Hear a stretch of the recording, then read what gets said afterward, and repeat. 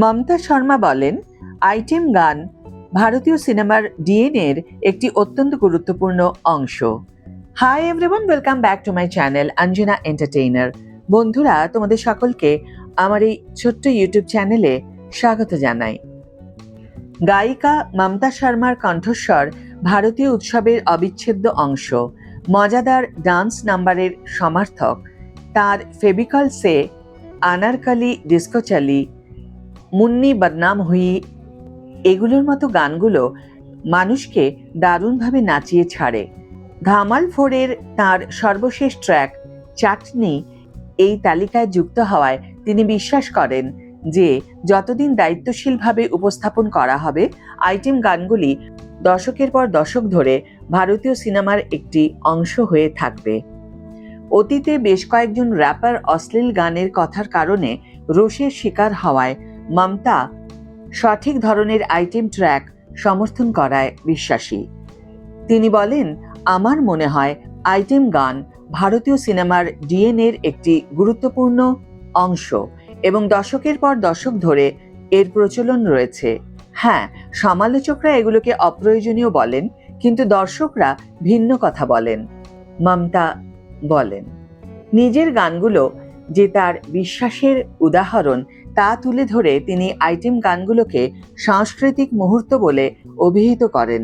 তবে তিনি আরও বলেন, আমি দায়িত্বশীল বিনোদনমূলক বিষয়বস্তুতে বিশ্বাস করি এবং যতক্ষণ সেগুলো আমাদের সিনেমায় আনন্দ দেয় ততক্ষণ দর্শকই আসল বিচারক। মমতার সর্বশেষ গান চাটনি হল দাবাং 2-এর তার নিজেরই একটি ট্র্যাকের পুনর্নির্মাণ, যেটি সলমান খানের উপর চিত্রায়িত হয়েছিল।